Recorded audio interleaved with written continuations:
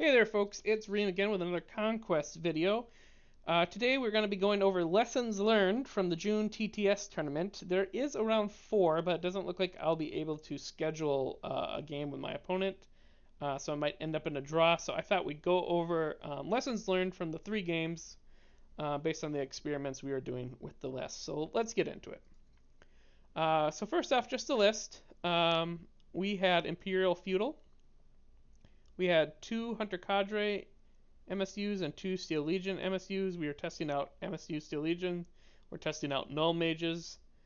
We had 2 Chapter Mages, one with fire and one with water in Act of War, or Art of War, excuse me. And then we had a Noble Lord with a bunch of upgrades and a big block of Household Guard, 2 MSUs of Men at Arms and Longbows. So we're trying out Null Mages, Steel Legion, no cavalry, and I would say higher than average amount of ranged units. So experiment 1 was the MSU Steel Legion. At MSU size, they really are a glass cannon, just as you can see on their unit card. Like 16 attacks at Clash 4 with Cleave 2. Very, very strong, especially if the unit doesn't have a lot of hardened or doesn't have evasion to fall back on.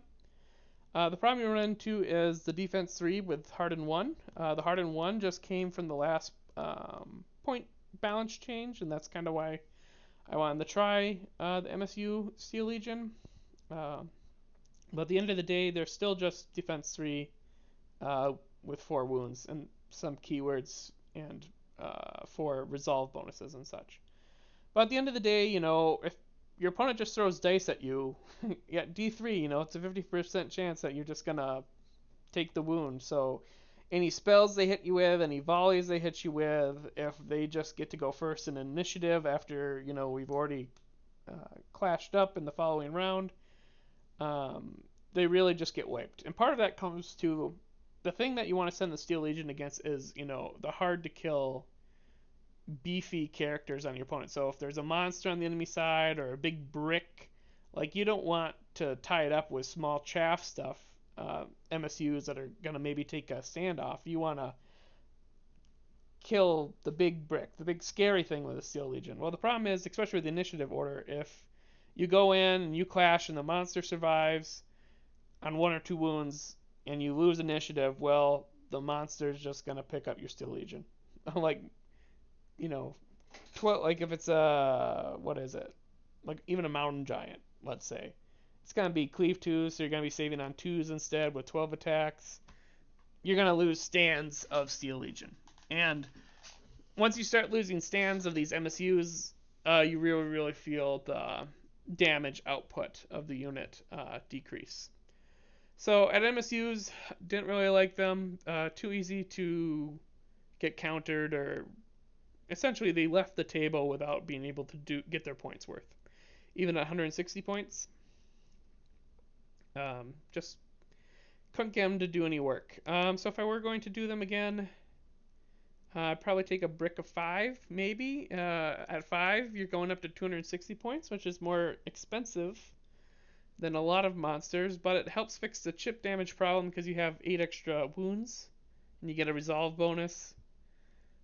So you can afford to lose a stand or 2, and you'll still get decent attacks. And if you don't lose the stands, you know, you have a lot more attacks. Depending if you're 4 wide or 5 wide, you have support as well. It might be worth trying, but I still think the unit's going to get picked up pretty easy. I have a box or 2 of these to assemble myself, and after doing this tournament, I don't think I'm going to rush to put them together. There are other things I want to build that I think are just a little bit more interesting right now.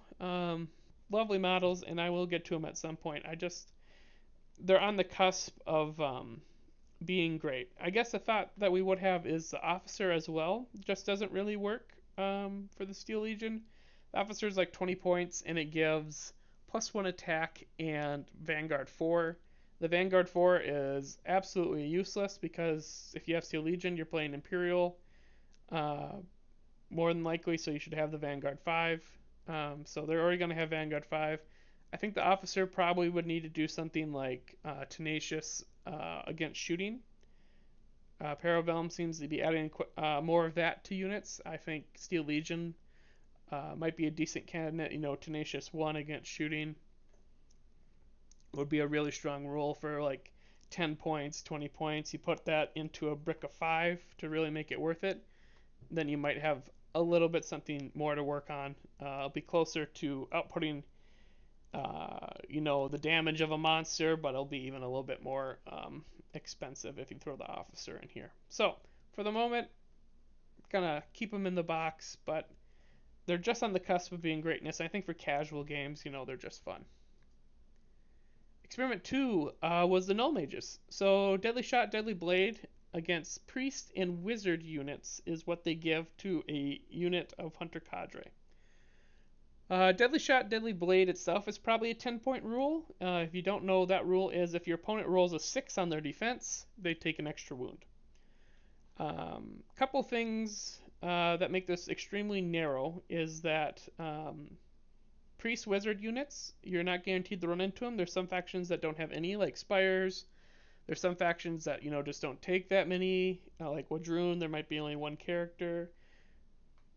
It's just hard to get the rule to even be valid in a lot of games, like to even get Deadly Shot, Deadly Blade on your target. And even when you do get it, you're not putting out that many attacks. You're putting out a decent number, but you're not going to get a lot of like checks for 6. So it might be only 1 or 2 wounds in a game, just because you got to go through all the check boxes here. And there's also some rules that let you re-roll those 6s, like the Noble Lord buff, re-roll 6. There's keywords that let you re-roll the 6s defensively. So you could run into the case where you're finally shooting something that's a wizard, you're getting them to roll those defensive dice, they roll a 6, and then they get to re-roll it. Just a lot of things to check to try and get that extra damage. So I am very unlikely again to try this model again in its current rule set. Maybe if it went down to 5 points, honestly.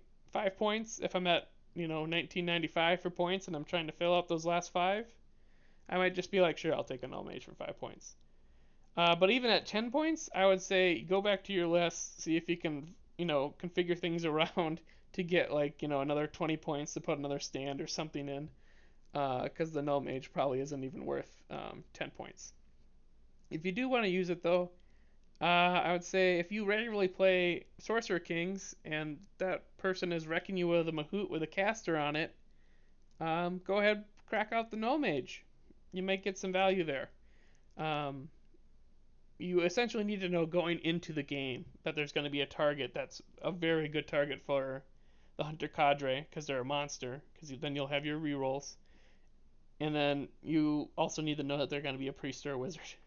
So very unlikely, and I wouldn't be surprised if your opponent, isn't a fan of you just countering them. But, if they've been wrecking you for a month or so, maybe you can counter back with it.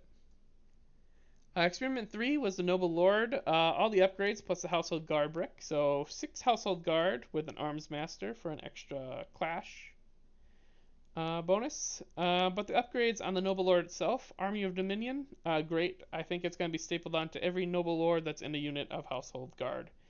I don't see why you wouldn't. You're paying a lot for those Household Guard. You want to make sure they don't get smited or armor pierced or cleaved. You still have to worry about the brutal impacts. And I guess Spires, I found out, can also get around the Armor of Dominion with their negative defense bonus. So, but overall, those are kind of niche. It really makes them more defensive. And when you're paying this much, like this block here is 450 points. When you're paying that much, almost a quarter of your list, you want to make sure it stays on the table. So, Armor Dominion, great. Make sure you stay at the defensive 3. Guild of Rampart I found was kind of as I've said, the unit's already pretty defensive. You're defense 3, you're re-rolling 6s on defense. You have a resolve scaling bonus of 4. So you're pretty defensive. It came up once where it saved me like 1 or 2 wounds from an attack because I failed like 4 resolve tests.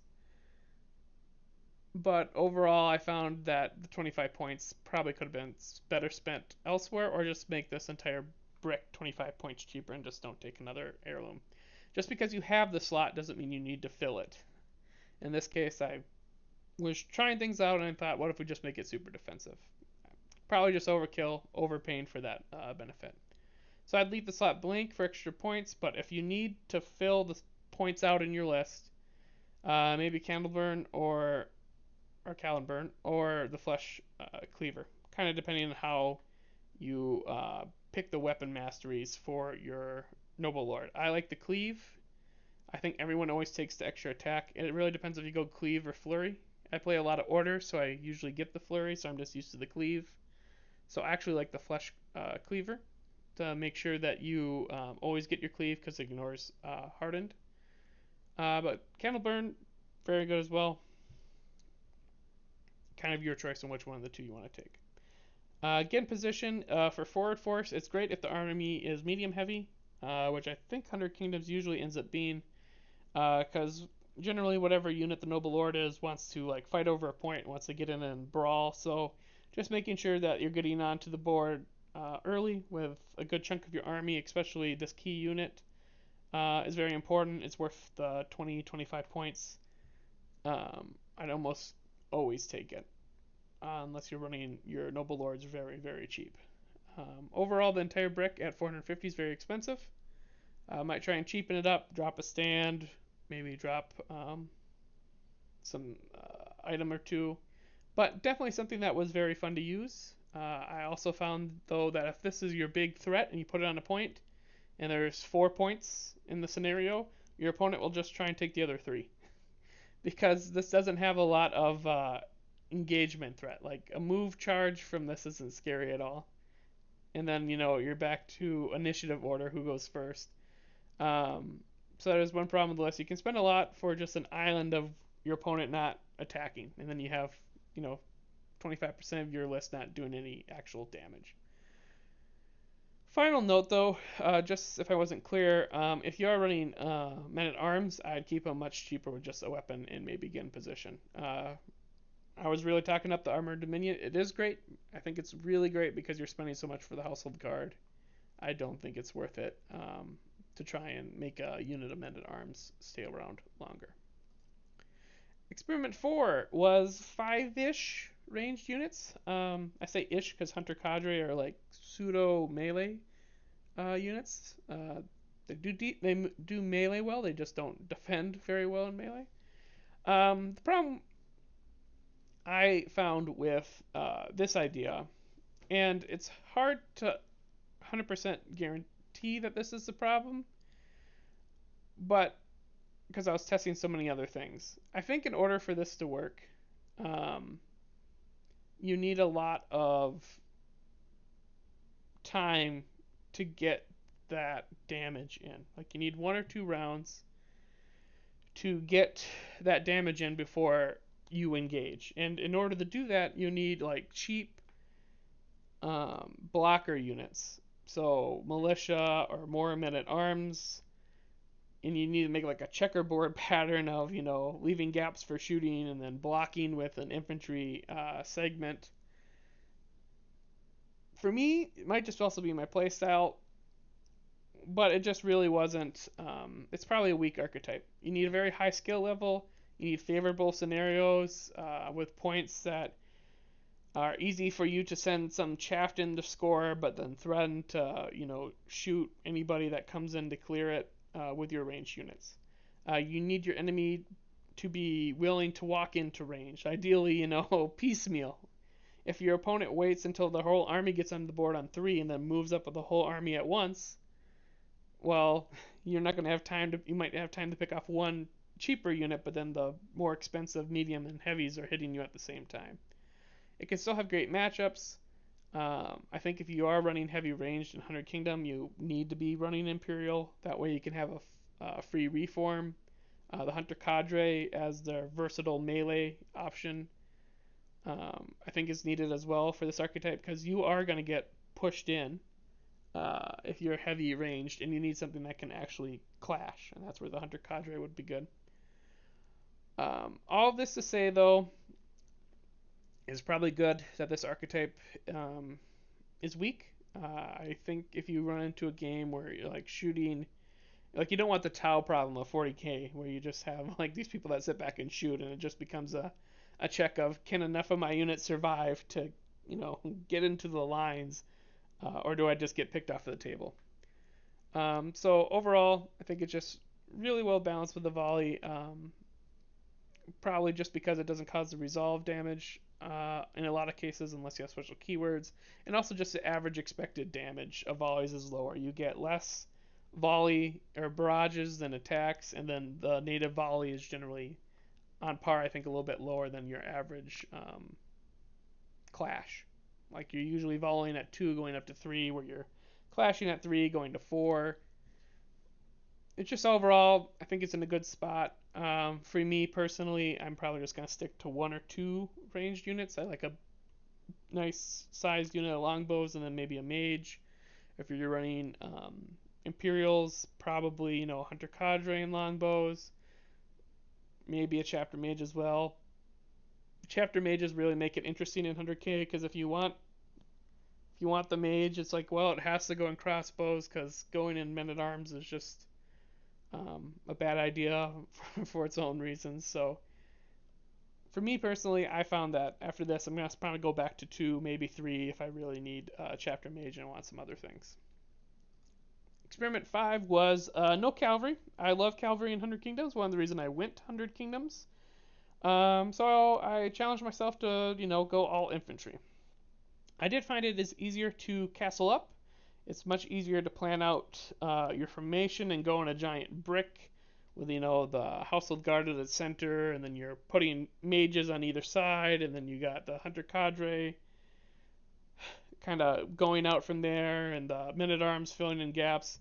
So you can make this nice little bubble where your mages are covering everything defensively from spells, and noble lords buff is hitting a lot of the front units. It was very interesting to play that way. There's definitely some negatives, at least in my play style of it, that I found. It's just a lot harder to react to the opponent positioning. Your infantry's not moving as fast as cavalry, so it's harder to react. It's harder to set up counter charges. This was the big thing.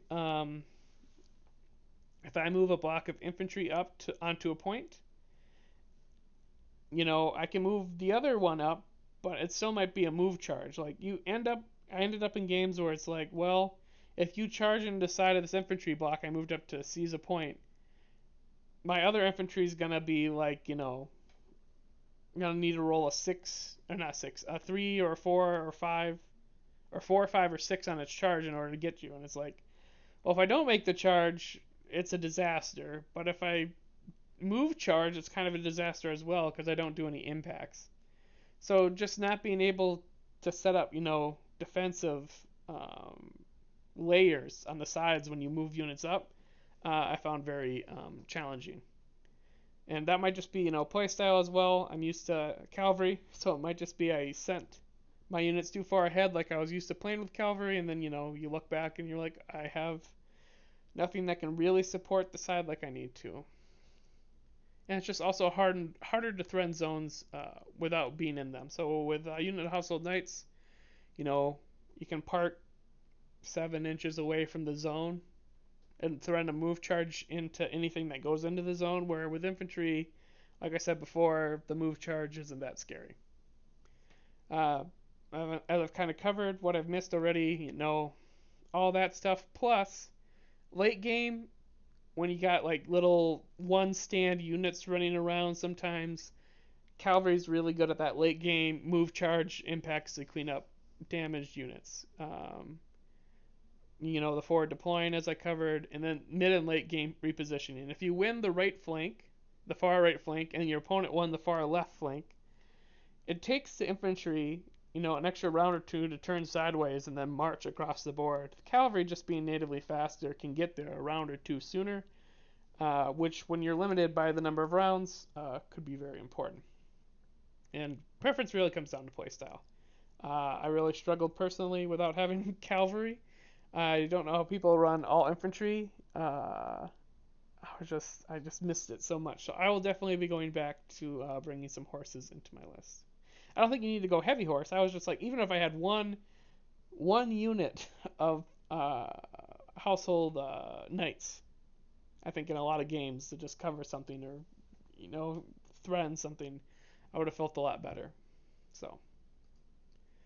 So final notes. It was really nice to try new things. It's great format TTS to do so, especially a tournament setting. It was a fun tournament. The opponents were great. Great banter back and forth. Fun to just fight a wider variety of opponents and lists compared to what I fight locally. I'll probably try some version of the household brick or household guard brick again. I'm working on some theists, assembling like an archangel and stuff. So maybe we'll try that in person at some point. Um, and then I did forget to mention in the range section, but even though I had the 200 cadre and the two crossbows with the mages, my best performing unit I want to say out of all three games was the longbows.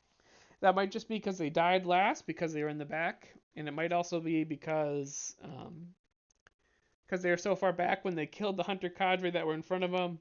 The unit that killed them would be within 11 inches, and then I'd get like volley 4, clash 4, or volley 4, barrage 4 for them being at half range, and you just kind of nuke whatever killed them. But still funny. Longbows definitely the best performing ranged units, and definitely if I am bringing a ranged unit and I'm running feudal, a unit of probably 4 longbows is where I'm gonna go. I do have a tournament next weekend. I'm gonna be going back to the orders plus feudal, getting some more horses on the table, and maybe we'll do a recap video in a week or so on that. But until then, you all have a great one.